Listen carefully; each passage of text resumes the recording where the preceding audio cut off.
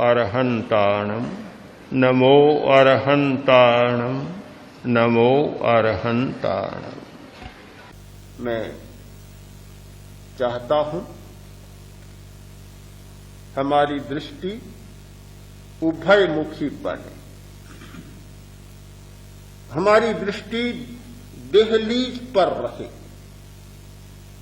बाहर भी देख सके और भीतर भी देख सके। एक न्याय होता है घंटा लाला न्याय, देहली दीप न्याय,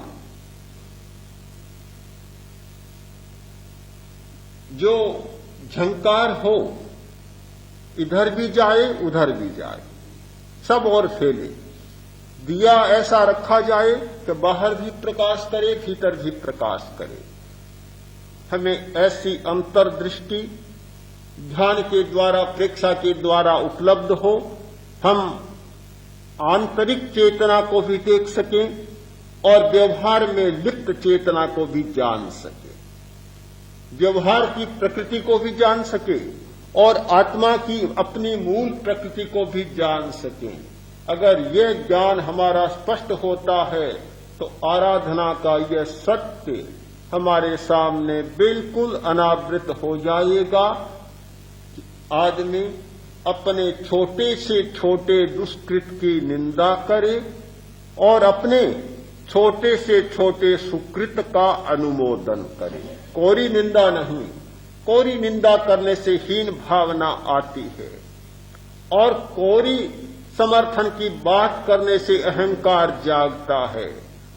आचार्य श्री बहुत बार कहा करते हैं कि मुझे प्रशंसा भी बहुत मिली है और निंदा भी बहुत मिली है, दोनों को मैं संतुलन का हेतु मानता हूं।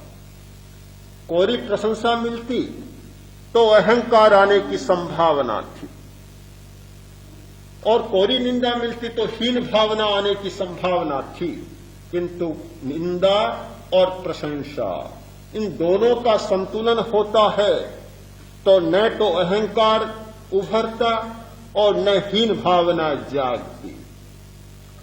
हम इस चेतना में जाएं और इस आग्रह मुक्ति का पाठ पढ़ें, हमारी चेतना में एक नया उन्मेष आए।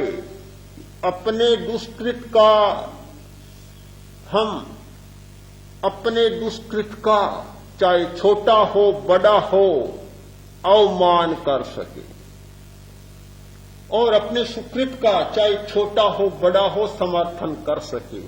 यह दृष्टि जब जाग जाती है तो फिर क्षीर नीर विवेक हमारा जागता है कि दूध का दूध और पानी का पानी, फिर चाहे कोई हो कोई फर्क नहीं पड़ता। नींबू का सत चाहे किसी भी घर का हो, दूध में डाला जाए पानी अलग हो जाएगा और दूध अलग हो जाएगा। हंस की चोंच किसी भी दूध में पड़े, दूध अलग और पानी अलग हो जाएगा। मछली भी दूध और पानी को अलग कर सकती है, यानी अम्लता कोई भी हो उसमें यह भेद नहीं होता कि किसका दूध है, यह कोई अंतर नहीं होता। जहां अम्लता का प्रयोग हुआ दूध दूध हो जाएगा और पानी पानी हो जाएगा। एक सावधानी की जरूरत है कि इसमें दुष्कृत की निंदा और सुकृत की अनुमोदना में उसके पीछे रही हुई आराधना की चेतना को हम न भूलें। यह सब हम आराधना के लिए कर रहे हैं, वह आराधना जो कि मृत्यु की आराधना है, वह आराधना जो कि एक जीवन की आराधना है और समूचे जीवन का लेखा जोखा है। वह आराधना की ज्योति, वह चेतना व्यक्ति व्यक्ति के मन में जागे और जयाचार्य ने अपनी कृति के माध्यम से जो सूत्र हमारे सामने प्रस्तुत किए हैं उनके हृदय तक हम पहुंच सकें और अपने आप को धन्य बना सकें।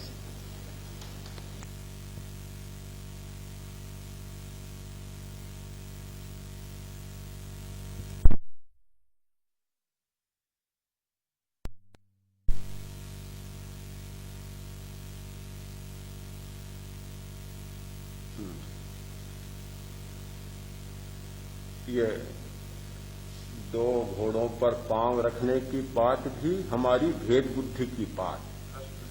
हाँ, प्रश्न है कि व्यवहार चेतना को भी देख सके और अंतर चेतना को भी देख सके। क्या यह दो घोड़ों पर पैर रखने जैसी बात नहीं है? बिल्कुल है, किंतु मैं मानता हूं इसलिए है कि हमारी भेद बुद्धि प्रबल है। हम पहले तो घोड़ा बनाते हैं, उस पर फिर चढ़ते हैं और तब दो घोड़ों पर पांव रखने की बात आती है। घोड़ा बनाए ही क्यों? कठिनाई तो यही है कि घोड़ा बनाए ही क्यों? क्या घोड़ा आदमी के चढ़ने के लिए बना है? घोड़ा तो बेचारा जंगल में घूमता था, आदमी गया और घोड़ा भी साथ साथ में चल रहा था, आदमी भी चल रहा था, पर ऊपर चलने वाली बात नहीं थी, घोड़ा स्वतंत्र था।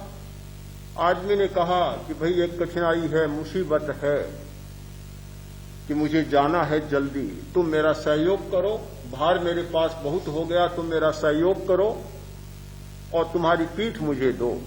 घोड़े ने कहा काम तो तुम्हारा कर देता हूं, पर सदा ऐसा मत करना। ने कहा नहीं, कब करूंगा? पीठ दे दी, चढ़ गया, भार रख दिया, गांव पर जल्दी पहुंच गया गांव में, और ऐसा लगा अरे फालतू ही इतने दिन भार ढोया, जब घोड़ा है और इतना तेज चलता है तो फिर यह भार सिर पर गट्ठर क्यों लादा जाए। ऐसा एक अनुभव हुआ कि पीठ को कभी छोड़ा ही नहीं।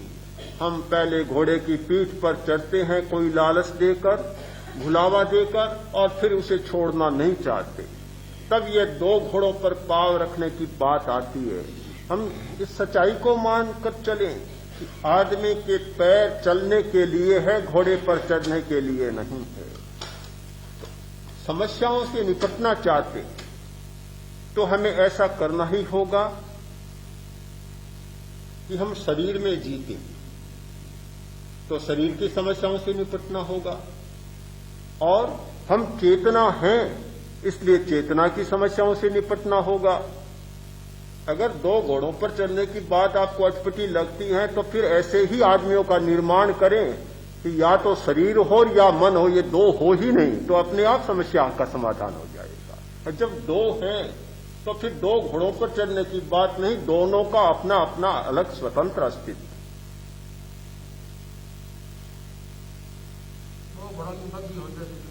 हाँ, प्रश्न है कि जो भी करते हैं उचित समझकर करते हैं, फिर उसे दुष्कृत मानकर उसकी निंदा करना कहां तक उचित है? जयाचार्य ने यह नहीं कहा कि उचित मानते हो उसकी निंदा करो। उन्होंने तो यही कहा है कि जब तुम्हें लग जाए कि यह दुष्कृत है तो उसकी निंदा करो। जब तक अच्छा मानते हो तब तक करते जाओ, मजे से करते जाओ, कोई निंदा करने, तब तक समर्थन करो जी भर कर। किंतु जब यह बात समझ में आ जाए तो वास्तव में यह तो बीमारी है। कोई भी आदमी जब तक नहीं समझ पाता कि यह बीमारी है तब तक उसकी कोई दवा नहीं करता, चिकित्सा नहीं करता। जब समझ में आ जाए कि यह बीमारी है तब उसकी चिकित्सा शुरू करता है। यह तो समझ लेने के बाद की बात है, पहले की बात नहीं।